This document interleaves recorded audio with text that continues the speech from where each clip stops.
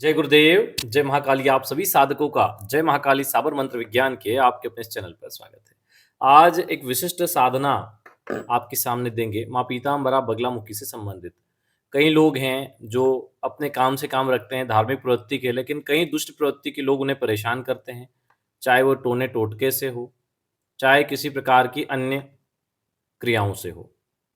जीवन में आपकी उन्नति को रोकने के लिए किसी प्रकार से भी शत्रु प्रयासरत है, चाहे वो टोने टोटके के माध्यम से हो, क्रियाओं के माध्यम से हो या किसी अन्य बाधा के माध्यम से। आए दिन आपके घर के सामने कुछ फेंक देना या कुछ न कुछ क्रिया करके घर के अन्य सदस्यों को भी प्रताड़ित करना, परेशान करना। लड़ सकते नहीं रोज रोज ऐसे शत्रुओं से, तो किस प्रकार से इनसे मुक्ति पाई जाए। ऐसी अवस्था में जब बच्चा परेशान होता है तो सबसे पहले माँ को याद करता है। तो जब हम परेशान हो तो हमें सबसे पहले भगवती माँ पीताम्बरा को स्मरण करना चाहिए, जो संपूर्ण तंत्र बाधा का, भय का, शत्रु बाधा का नाश करने वाली है। हमारी उन्नति में जो रोड़े हैं, टोने टोटके हैं, सबका नाश करने वाली है। आज देखो, संकल्प बहुत महत्वपूर्ण है। एक ही शक्ति बहुत से काम कर देती है। बहुत से लोगों को ऐसे लगता है कि उनके ऊपर पुतली क्रिया हुई है, शमशानी क्रिया हुई है, मशानी हुई है, कोई अलग धर्म की क्रिया हुई है, तो वो क्रिया कट नहीं रही है, हम पहले प्रयोग कर चुके हैं इससे संबंधित। ऐसा नहीं है, संकल्प में गलती होती है। अगर आपका संकल्प गलत है तो भी आपकी वो क्रिया नहीं कटेगी। दूसरा, जितना मंत्र जप होना चाहिए अगर आपने उतना नहीं किया तो भी गड़बड़ होगी। तो आज हम विधि बताते हैं। सबसे पहले तो एक विधान सामान्य सा बताएंगे, जो सामान्य से विधान बड़े बड़े तंत्रों को काट देगा और आपको तंत्र बाधा से मुक्ति दिलाएगा। उसके बाद आपको बताएंगे कि किस प्रकार अगर एक प्रयोग हमारे लिए कुछ हद तक ही काम कर रहा है तो उसके प्रभाव को बढ़ा के शत्रु बाधा को संपूर्ण रूप से नष्ट किया जाए। दोनों ही चीजें बढ़ाएंगे, लेकिन उससे पहले एक चीज आप समझ लें। शत्रु बाधा, कर्ज, बीमारी और तंत्र बाधा होती क्यों है? इसका मूल कारण क्या है? भाई, हमने किसी का कुछ नहीं बिगाड़ा तो शत्रु क्यों बन गए? हमारे आचार विचार सब अच्छे हैं तो कर्ज क्यों हुआ लोगों को? बीमारी क्यों हो रही है लोगों को? तो इन सब का कारण आपकी कुंडली का छठा भाव है। अगर छठा भाव पीड़ित है, क्योंकि वो रोग, रिपु, ऋण, कर्ज, बीमारी और शत्रु का कारक है, तो आपको रोग, रिपु, ऋण, कर्ज, बीमारी और शत्रु की समस्या होती है। उसको ठीक करना बहुत जरूरी है। अगर आपकी कुंडली में सूर्य चंद्र अमावस्या दोष है, शनि राहु दरिद्र दोष है और ऐसे कई दोष कुंडली में बनते हैं, वो अगर बने हुए हैं तो भी टोने टोटके, तंत्र बाधा, शत्रु बाधा होती है। तो पहले मूल समस्या का निवारण करवाना चाहिए। कई बार लोगों के फोन आते हैं कि गुरुजी तंत्र बाधा है, ऐसा है। हम उनको बोलते हैं कि सबसे पहले कुंडली का विश्लेषण करवा लो, तो उनको लगता है कि कुंडली विश्लेषण से क्या होगा, हम बात कुछ और कर रहे हैं, गुरुजी बात कुछ और कर रहे हैं। लेकिन उन लोगों को ये चीज समझ में नहीं आती कि मूल जड़ को देख। तंत्र तो काट देंगे, आज कट गया, 4 दिन बाद फिर आ जाएगा नया तंत्र, उसका क्या करोगे?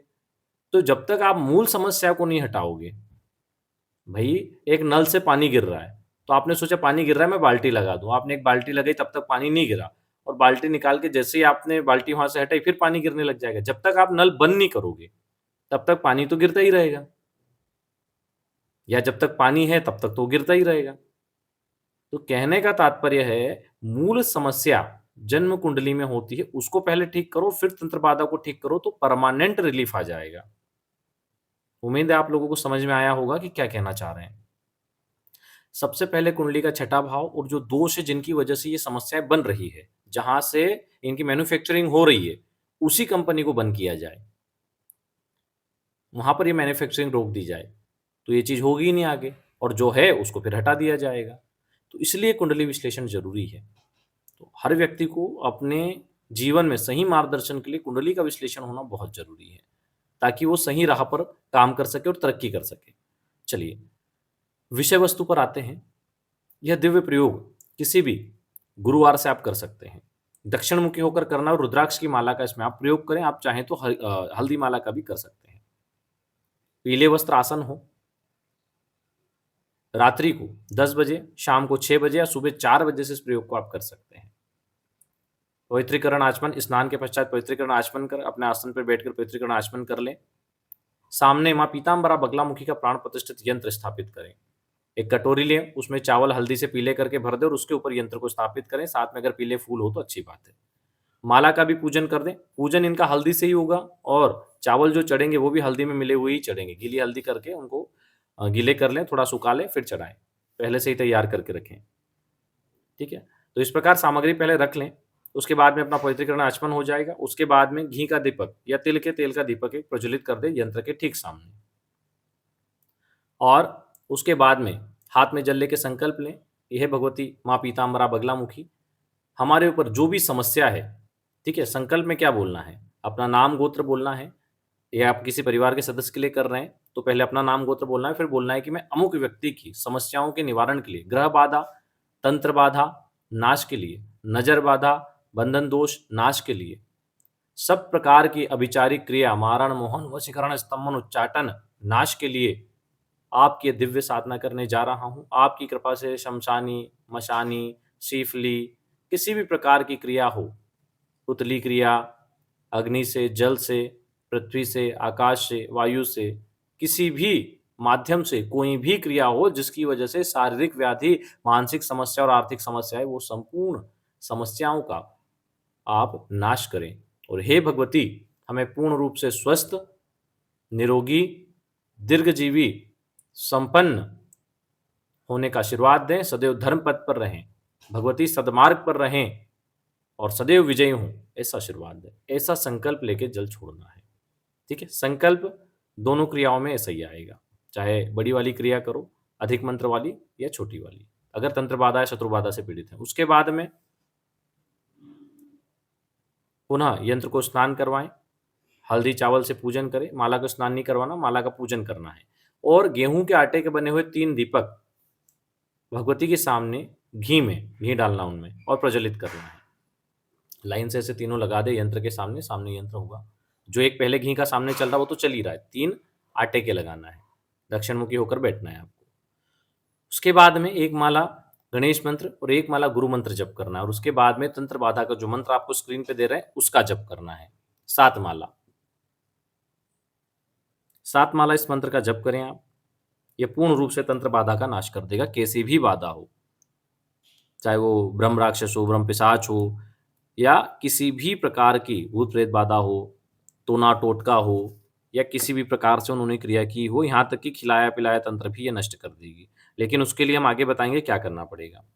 ठीक है, तो इसको आपको गुरुवार करना है, गुरुवार से शुरू करके अगले गुरुवार तक 8 दिन तक ऐसे ही करना है। ब्रह्मचर्य का पालन, जमीन पे शयन, एक समय भोजन बिना लहसुन प्याज का, एक समय आप दूध वगैरह, फूल वगैरह, फल वगैरह ले लें अगर भूखे नहीं रह सकते तो इस प्रकार आप इस क्रिया को पूरी कर लेंगे, जिससे तंत्र बाधा का नाश होगा। अब मान लीजिए कि कोई गंभीर चीज है, खिलाया पिलाया है, तब क्या करना है? तो सर्वप्रथम आपको प्रयोग यही रहेगा, लेकिन वो गुरुवार से शुरू होकर 41 दिन तक चलेगा। और 41 दिन के प्रयोग में आपको करना क्या है? आपने 7 माला जप की तो आपको 1 माला से हवन करना है, लेकिन इसमें 2 चीजें ध्यान रखने वाली है। सबसे पहले आपको कवच का पाठ करना है, फिर मंत्र जप करना है। बगलामुखी कवच का पाठ करें, फिर मंत्र जप करें और फिर बगलामुखी स्तोत्र का पाठ करें। ठीक है, ये 41 दिन के प्रयोग के लिए बता रहे हैं, और ये कंटिन्यू करना है 41 दिन तक। ठीक है, साथ में 1 माला से हवन करना है। हवन में आप क्या लेंगे? हवन में आप पीली सरसों लेंगे, लौंग लेंगे, काली मिर्च लेंगे, जो सेंधा नमक होता है वो ले लेंगे थोड़ा सा। ये चीज़ें मिक्स करके इनसे हवन करेंगे। ठीक है, 1 माला से हवन करना है तो जैसे यूं घुमाया 7 बार सर से पैर तक, और नासय नासय फट स्वाहा आखिरी में लगेगी, फट स्वाहा, इस प्रकार से बोल के डालना है। ऐसे 7 बार, ऐसे 7 जो आहुति देंगे वो सर से पैर तक उतार के फट स्वाहा बोल के डालना, बाकी सिंपल डालना है। ठीक है, इसमें मृगी मुद्रा, ये मृगी हो गई, ये शुक्री हो गई, तो शुक्री मुद्रा का प्रयोग करना है। ऐसे भी हम आहुति देते हैं, ठीक है, ये ऐसे आहुति देना मृगी मुद्रा हो गई, और ये हो गई शुक्री, तो शुक्री मुद्रा से आहुति देना है।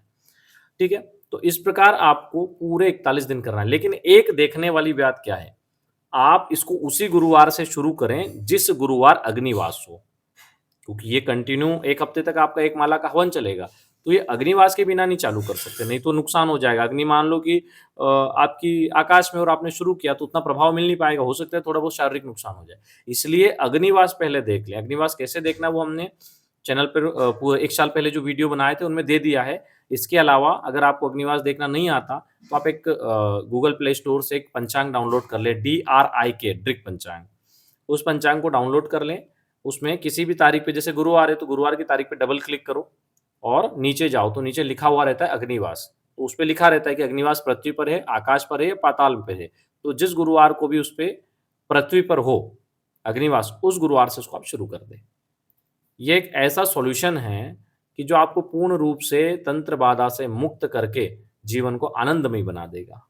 चलिए, भगवत कृपा से, गुरुजी की कृपा से आपको सद्गुरुदेव की कृपा से यह प्राप्त हुआ है। गुरुदेव का धन्यवाद कहें, सद्गुरुदेव डॉक्टर नागेंद्र श्रीमाली जी गुरुदेव का धन्यवाद कहें और अपने जीवन को सफल बनाएँ। आज के लिए इतना ही। जय गुरुदेव, जय महाकाली।